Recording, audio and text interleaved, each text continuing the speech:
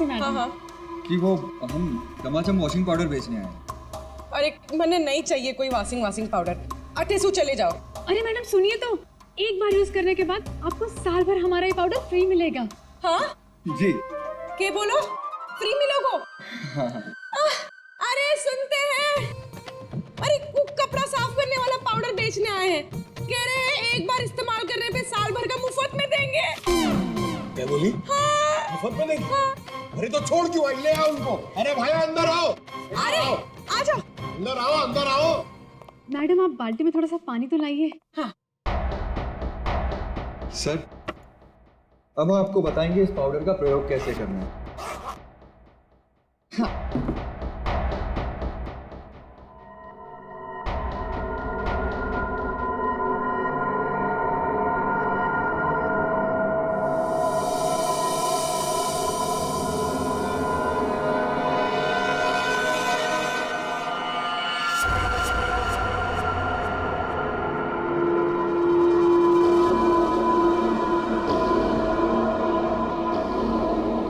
चलो जल्दी से सारे गहने अंगूठियां सब निकालो।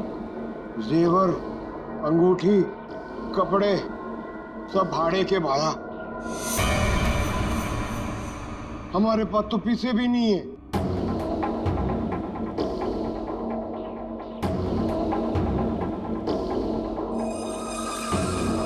अच्छा तो एक काम करो, घर पे जितना भी कैश है ना वो सब निकाल के यहाँ ले आओ। घर तो खाली है, घर में कुछ भी नहीं, घर भी भाड़े को है। यार, ये कहाँ कंगालों के घर भेज दिया हमें चोरी करने के लिए केकड़े ने। ओए, तुम दोनों अब जलते हुए कोयले पर खड़े हो। चलो।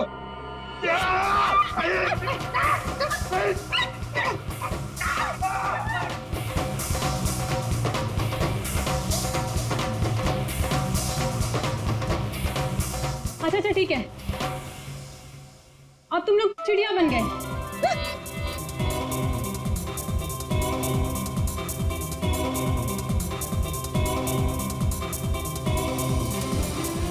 अरे बस करो, क्या कर रहे हो तुम लोग? आप लोग कौन है? घबराइए नहीं भाई साहब, हम तो सिर्फ ये पता करने आए थे कि वो 22 साल की चप्पल वाली लड़की कौन और वास फेंक के किसने मारा था। अभी सब क्लियर हो गया। और हम लोग हिप्नोटाइज हुए ही नहीं। पूछो क्यों? क्यों? क्योंकि हमने तुम्हारी आंखों में देखा ही नहीं। अरे कहां भाग रहे? इतनी जल्दी भी क्या है? खून किया तुम लोगों ने, अब तुम दोनों की धुलाई होगी, वो भी इस चमाचम पाउडर से।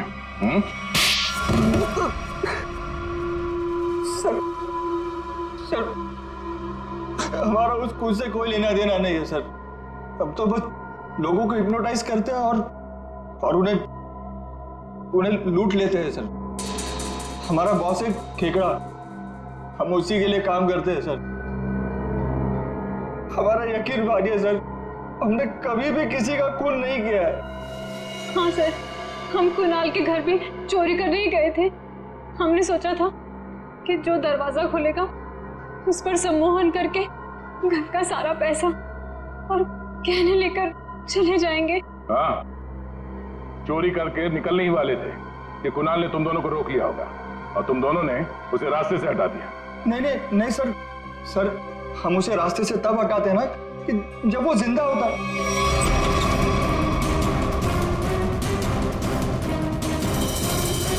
सर वो तो पहले ही मर चुका था।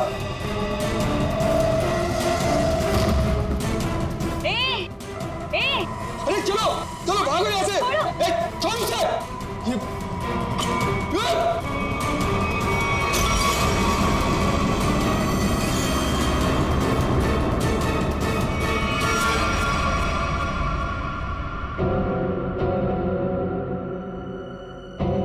अगर उसे इन दोनों ने नहीं मारा फिर किसने मारा? सालुंके, ये चप्पल और तूने जो बताया ना कि ये 22 साल वाली लड़की का चप्पल है, वो लड़की, इन दोनों चीजों का हमारे केस के लिए कोई फायदा नहीं हुआ। चोरी पकड़ी गई, चोर भी पकड़े गए, चोरी सॉल्व हो गई, पर खूनी और खून वही के वही है। ये चाबी, चप्पल, फूलदान, इनमें से कोई भी हमें खूनी तक पहुंचा नहीं पाया। हमने लोगों की गिरफ्तारी की, लेकिन ये केस अभी भी ओपन ही है। अरे यार, तुम लोगों की तरह हम भी खूनी का पता लगाने की कोशिश कर रहे हैं। जितने भी सबूत मिले ना, उनको दोबारा से चेक किया है। फिर क्या, अभी भी ऐसा कुछ है बॉस मेरे पास, जिसका जवाब तुम लोगों को ढूंढना पड़ेगा। तो ये कब बताएगा? तारिका? Yes sir. बस यही कुणाल के खूनी का पता हो सकता है। तो ये है वो।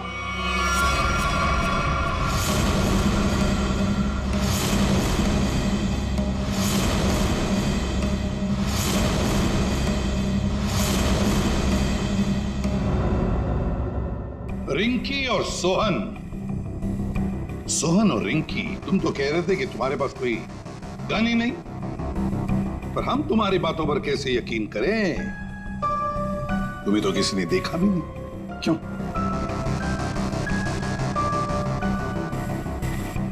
और शायना जी, आप तो चोरी के वक्त वहां पे थी, फिर होश में आने के बाद वहां से चली गई, किसी को कुछ नहीं बताया है? सर, मैं कुणाल की गर्लफ्रेंड थी और मुझे अपनी इज्जत बचानी थी, और उसकी बीवी कभी भी आ सकती थी। और तुम खेकड़ा, चोरी, लूट, नशे का धंधा, इतना बड़ा बिजनेस करते हो, गन तो रखते ही होंगे। हाँ, ये ऐसा तो नहीं कि कुणाल को तुमने ही मार दिया? इस सोहन और रिंकी को कुणाल से बचाने के चक्कर में गोली चला दी, क्यों? सर, मेरा यकीन कीजिए, मैं चोरी लूटमार करवा सकता हूँ, लेकिन किसी का खून नहीं करवा सकता। और जो वक्त आपने बताया कि खून हुआ था, उस वक्त मैं सैलून में गया था बाल कटवाने।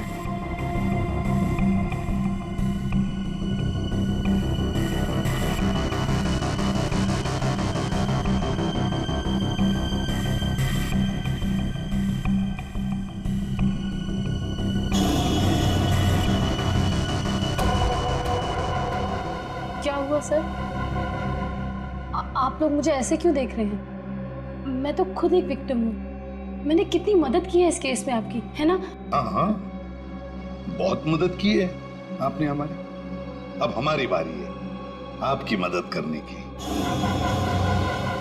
पूर्वी,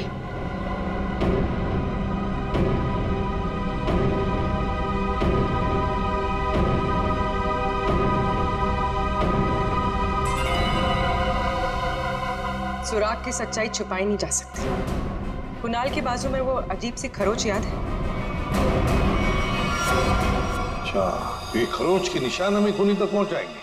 हाँ बस, ये तीनों खरोच के निशान एकदम सीधी लाइन में, और इनके बीच की ये जो दूरी है, ये भी समान है। ये जो पहली और तीसरी लाइन है, ये बिल्कुल सेम है, लेकिन ये जो बीच वाला निशान है, ये बाद में शुरू हुआ है और आगे तक गया है। एक बात तो साफ है कि ये खरोच के निशान नाखून से नहीं बने हैं। ये बीच वाली जो उंगली है, ये इन दो उंगलियों से या तो लंबी होती है या फिर समान होती है, छोटी तो बिल्कुल नहीं। इसका मतलब है सर, खूनी ने अपने उंगली पे या हाथों में कुछ ऐसा पहन रखा था जिसकी वजह से निशान बने हैं। यानी उंगली में कुछ ऐसी चीज पहनी हुई थी जो घुमा दी जाए तो वो हथेली के अंदर आ सकती है।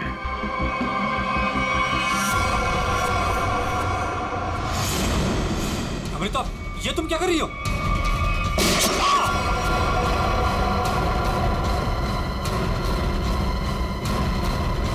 ये तुमने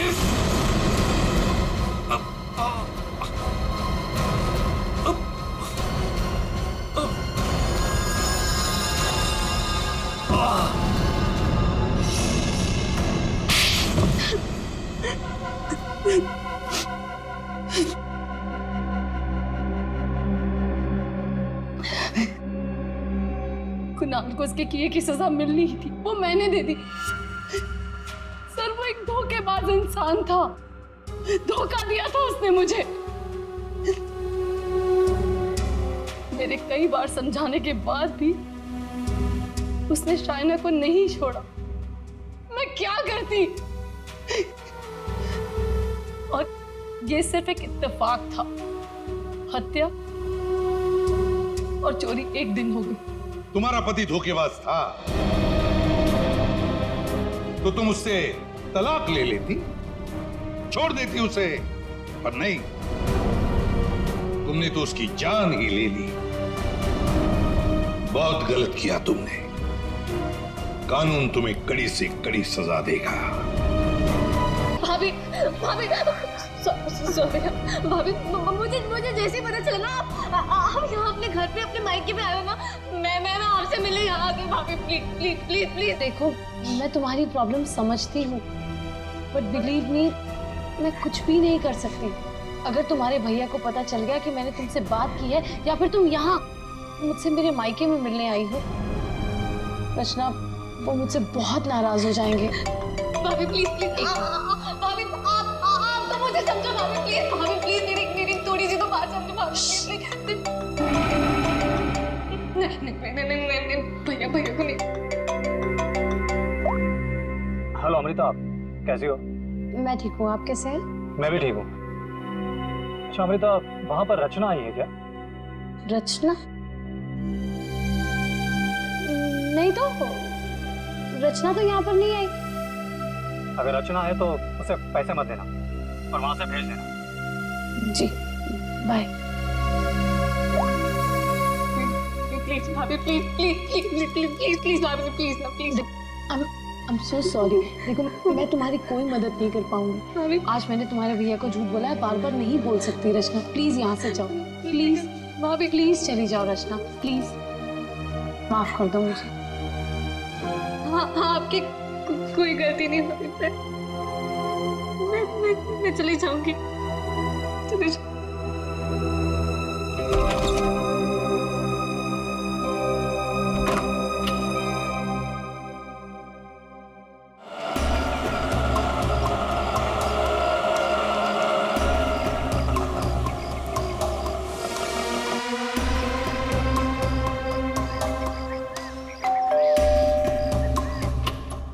रचना मैंने जी कहिए। नमस्ते मैडम। नमस्ते मैम, असल में हम एक सर्वे कर रहे हैं।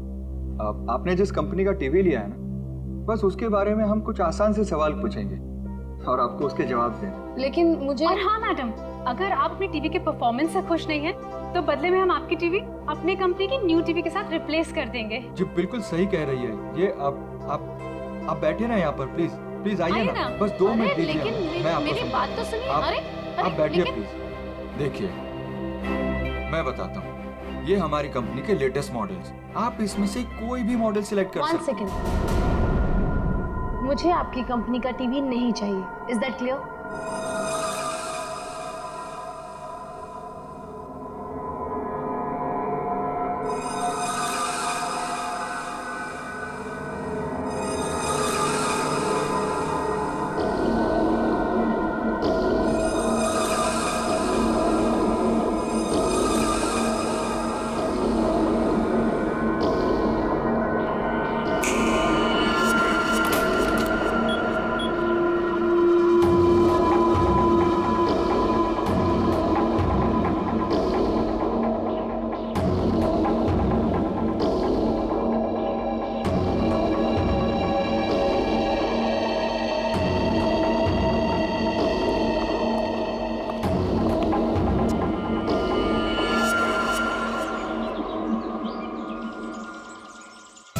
तुम क्यों इतनी सैड और उदास हो? क्या हुआ बेबी? कुणाल, मुझे पैसों की बहुत जरूरत है। क्या? तुम कुणाल की गर्लफ्रेंड होकर पैसों के लिए परेशान हो? बताओ कितने पैसे चाहिए? 5 लाख चाहिए। दोगे? बस 5 लाख? डार्लिंग 5 क्या, तुम 10 लाख ले लो। 10 लाख? तुम मजाक तो नहीं कर रहे हो ना?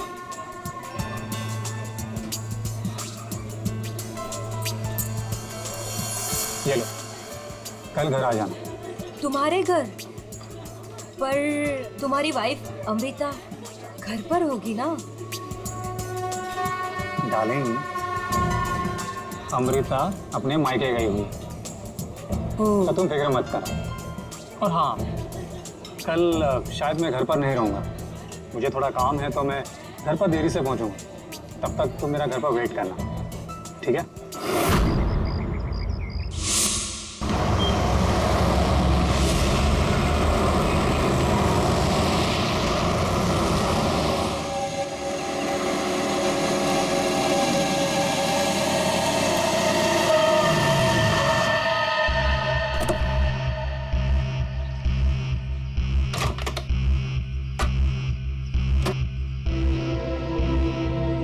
ये लीजिए।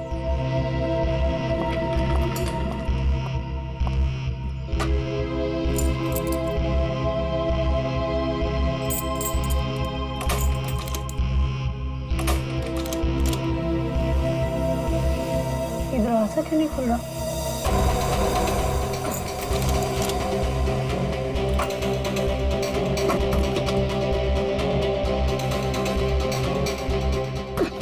अरे अमृता जी, क्या हुआ? आप इतनी परेशान क्यों लग रही है? क्या हुआ?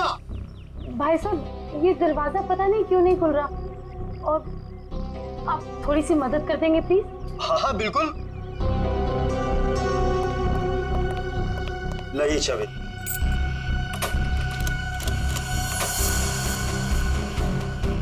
एक मिनट, मैं ट्राई करता हूँ। मैडम, चाबी तो घूम रही है, लेकिन दरवाजा नहीं खुल रहा। लगता है धक्का देकर खोलना पड़ेगा।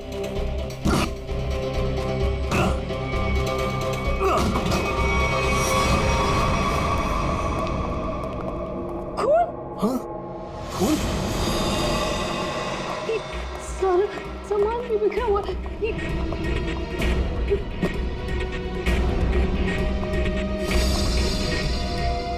चप्पल मेरे तो नहीं है।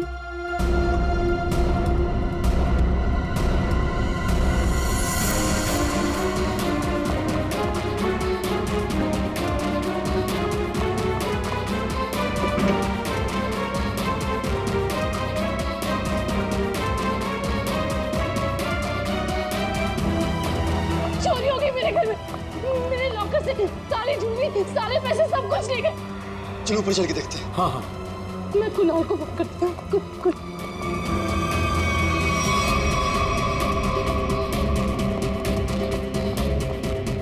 कुणाल का नंबर क्यों नहीं लगा?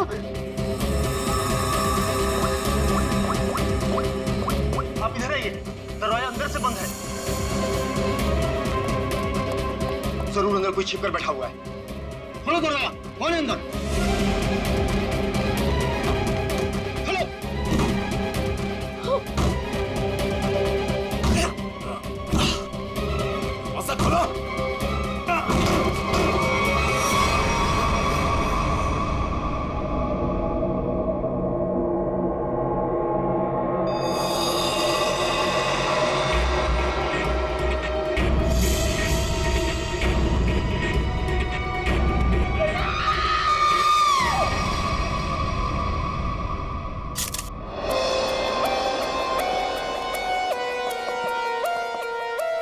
लाश कहाँ पर? सर, लाश ऊपर कमरे में है।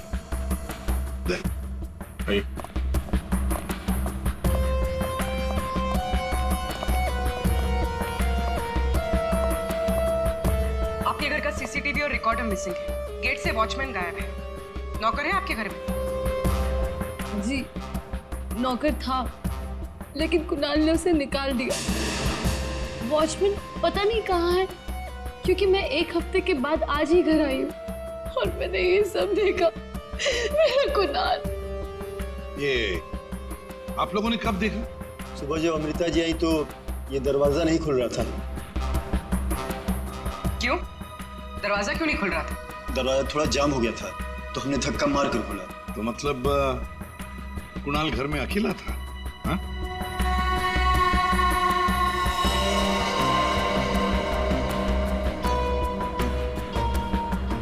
छाती पे गोली मारी है। कुणाल घर में अकेला था। पूर्वी,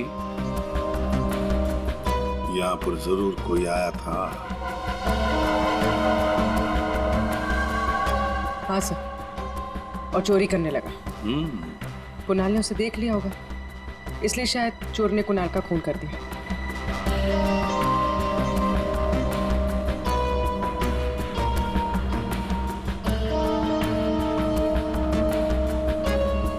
अमृता जी, ये चप्पल किसकी है?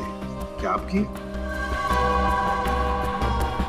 नहीं सर, ये मेरी चप्पल नहीं है।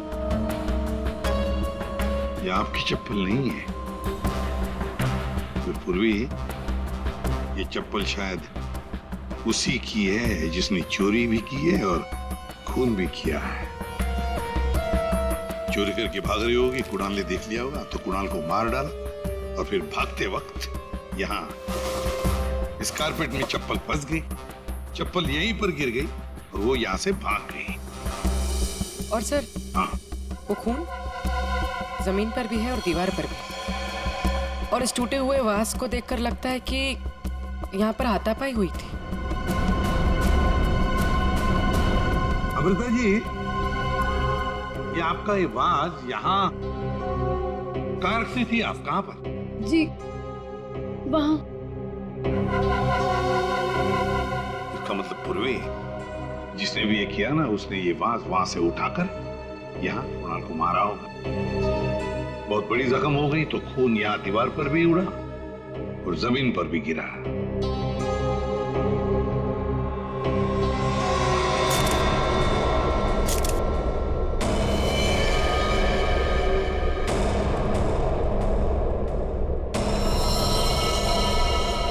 इसके हाथों पे खरोच के निशान है, हाथापाई हुई है।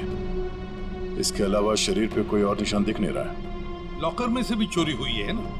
कहां पर है लॉकर? सर, उस तरफ।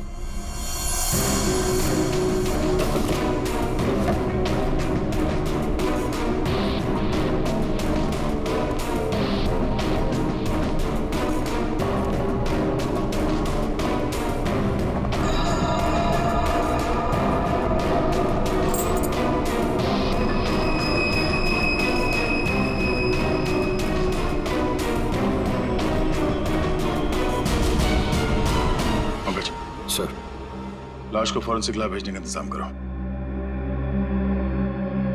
अमृता जी, ये चाबी किसकी है? मेरा मतलब है, काहे की चाबी है ये? सर, कुणाल के पास एक डुप्लीकेट की थी घर की, हो सकता है ये वही चाबी हो। पूर्वी, जरा चेक करो तो, देखो जरा। हाँ, देख। लगता है कोई घर में चोरी करने के इरादे से घुसा होगा। इस कुणाल ने पकड़ने की कोशिश की, पकड़े जाने के डर से चोर ने कुणाल की हत्या कर दी। लगता तो वैसे ही है दया, बिल्कुल वैसे ही लगता है। सब। हाँ। ये चाबी मेन डोर की। ये मेन डोर की चाबी।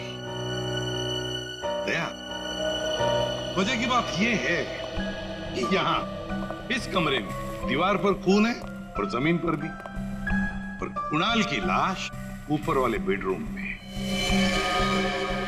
कुणाल की मेन डोर की चाबी हमें यहाँ इस सोफे के नीचे फंसी हुई मिलती है। यहाँ पर किसी अनजान स्त्री की चप्पल मिलती है और घर के लॉकर में से पैसा गायब होता है, ज्वेलरी गायब होती है।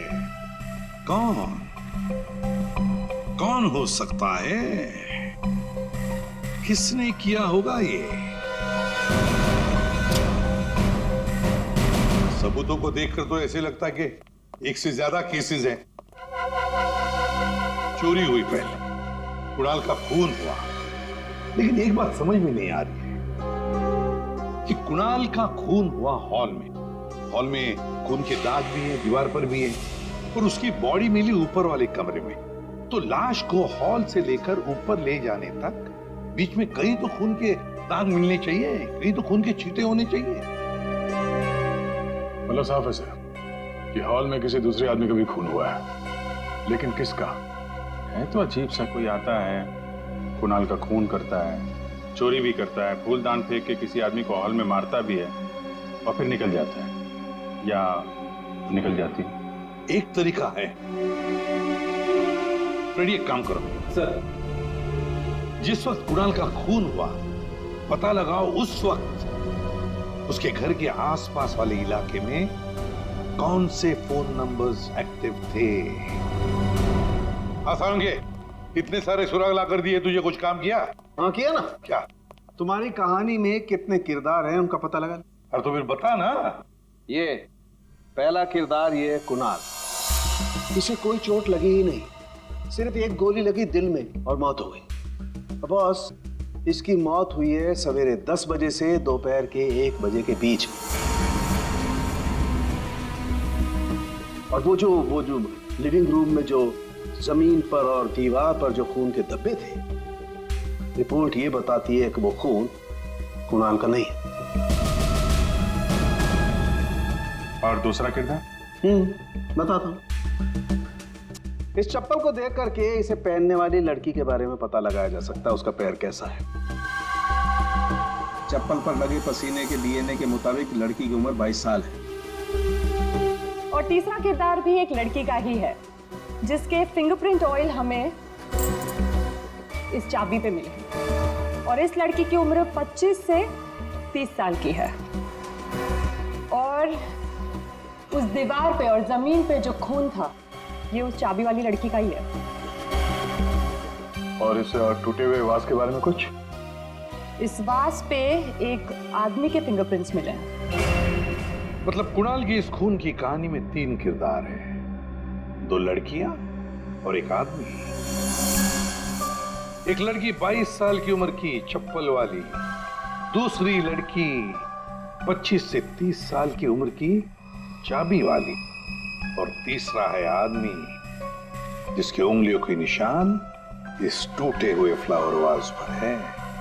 अब पता लगाना पड़ेगा कुणाल की इस खून की कहानी में किसने कौन सा किरदार निभाया। हाँ फ्रेडी, कुछ पता चला? हाँ सर, उस दिन बी ब्लॉक कुमार लेन में कितने सेलफोन एक्टिव थे उसकी डिटेल हम लोग दे सकते हैं। ये देखो कुणाल का फोन नंबर। रात के 2 बजे से लेकर दिन के 2 बजे तक कुणाल की जब बॉडी मिली तब तक ये फोन एक्टिव था उस इलाके में। कुणाल के घर के करीब 3 किलोमीटर के दायरे में 50 फोन एक्टिव थे सर। इन 50 एक्टिव नंबर को कुणाल के कॉन्टैक्ट लिस्ट से मैच करके देखते हैं, पता चल जाएगा। हाँ पूर्वी देखो जरा।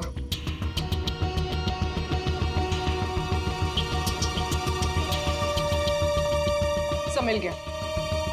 नंबर है 0654211109। इसका नाम शाइना है। शाइना? तो मतलब ये शाइना वहां पर थी जब कुणाल का खून हुआ। है कौन ये शाइना और वहां क्या करने गई थी? खून या चोरी? दर्द हो रहा है, बहुत दर्द हो रहा है।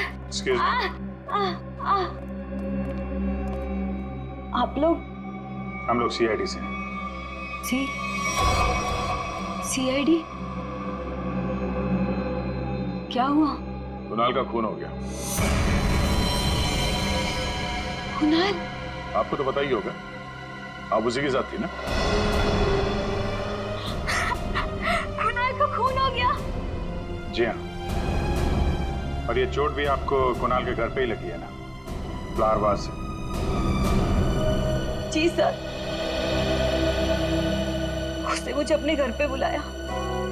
मैं वेट कर रही थी पर वो आया नहीं। और कुछ देर बाद अचानक से बेल बजी और 2 लोग अंदर आ गए। नमस्ते मैडम। जी नमस्ते। आप लोग कौन? जी हम ओल्ड एज होम से आए हैं, उनके लिए चंदा इकट्ठा करते हैं। जी हम चंदा अंदा नहीं देते हैं, आप लोग प्लीज जाइए यहाँ से। मैडम एक मिनट हमारी बात तो सुनिए। ठीक है आप चंदा मत दीजिएगा, लेकिन हम जो आपसे कहना चाहते हैं आप वो तो सुन लीजिए। प्लीज बैठिए ना, मैं बताती हूँ आपको। बैठिए। चंदा मांगने के अलावा और क्या बात करनी है आपको? देखिए मैडम, हमें आपसे कोई चंदा नहीं चाहिए, हम बस हमारी बात आप तक पहुंचाना चाहते हैं।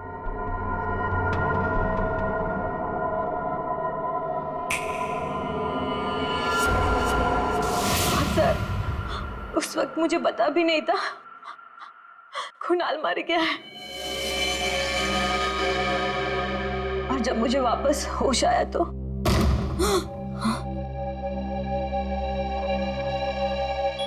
मैंने देखा वो लड़की लॉकर में कोट डालकर। ये क्या कर रहे हो तुम? अरे चलो चलो भागो यहाँ से। छोड़ो छोड़ो इसे, छोड़ो। कौन से?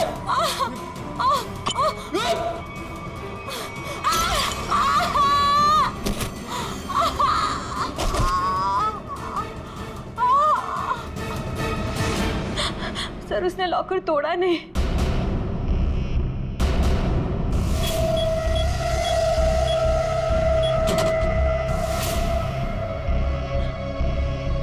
मतलब कुणाल के घर के किसी आदमी ने ये चोरी करवाई है। कुणाल की बीवी के बारे में क्या जानते हैं आप? क्या?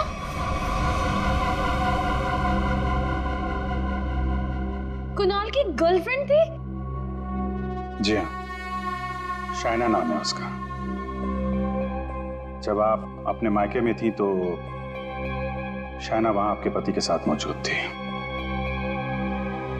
अफसोस है इन बातों का जिक्र हमें कुणाल के मरने के बाद करना पड़ रहा है, लेकिन ये बातें बहुत जरूरी है क्योंकि जब कुणाल का खून हुआ और घर में चोरी हुई तो शाइना वहां मौजूद थी और उसने उन दोनों चोरों को देखा है। वो चोर कौन थे वो तो अभी तक पता नहीं चला। शाइना को उन लोगों ने हिप्नोटाइज करके, सम्मोहित करके चोरी की है। तो देखा ये है वो दो।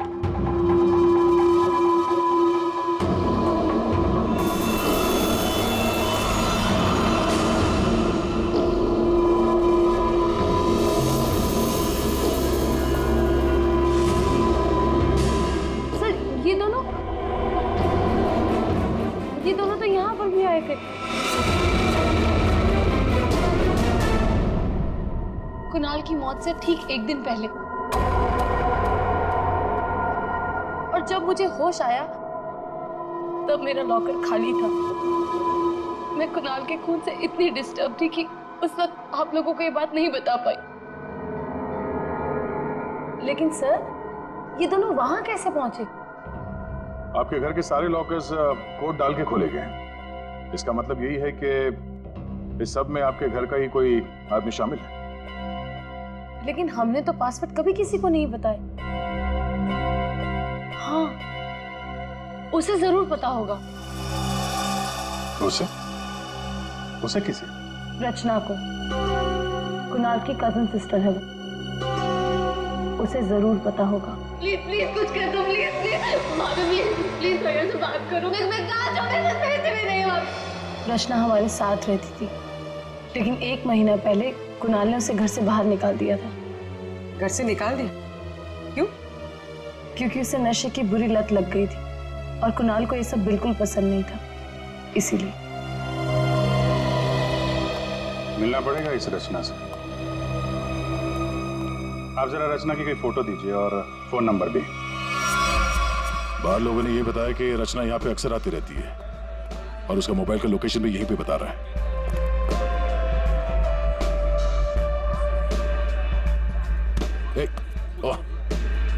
संभालिए अपने आप को।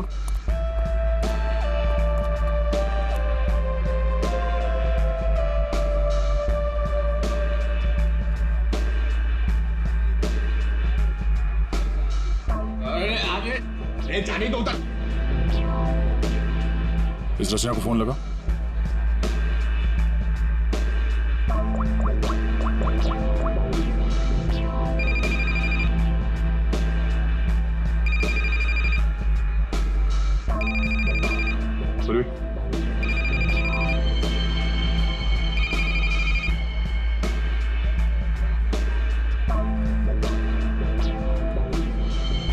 रचना, रचना। सर, इसको देख के लगता नहीं है जो हम बोलेंगे वो सुन पाएगी, समझ भी पाएगी। अलग ही दुनिया में लग रही है। रचना उठो। रचना, क्यों डिस्टर्ब कर रहे हो? मैं पहले से इतने डिस्टर्ब हूँ, तुम भी आगे डिस्टर्ब करने। तुम आपको पता है, ना मेरे पास पैसे हैं और ना ही मेरे पास घर है। एक बॉयफ्रेंड था मेरा, वो भी छोड़ के चला गया मुझको। लव लाइफ तो ना एकदम जीरो हो गई है मेरी। कौन करेगा मुझसे शादी? हाँ, आप हमारे साथ चलिए, आपकी प्रॉब्लम भी सुनेंगे और सॉल्व भी करेंगे। आइए उठिए।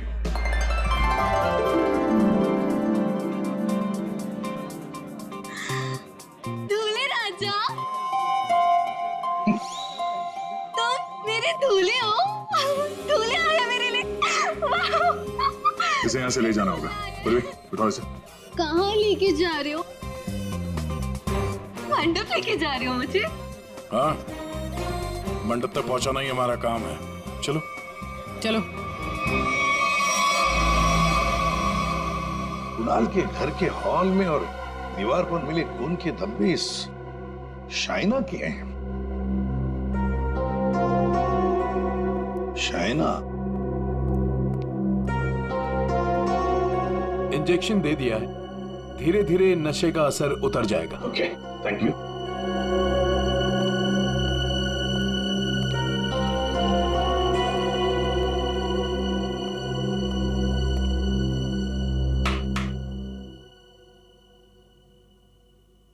मैं कहाँ हूं? तुम लोग कौन हो? ये कौन सी जगह है? ये सब सवाल पूछने से पहले बताता हूं, ये सीआईडी ब्यूरो है। लेकिन आप लोग मुझे यहाँ क्यों लेके आए हैं? आपके ऊपर इल्जाम है कि आपने अपने भाई कुणाल के घर पे चोरी की है और अपनी भाभी अमृता के घर में भी, और आपके साथ 2 लोग और भी हैं। वो शाइना ने जो स्केच बनवाया था, दिखाओ जरा इनको।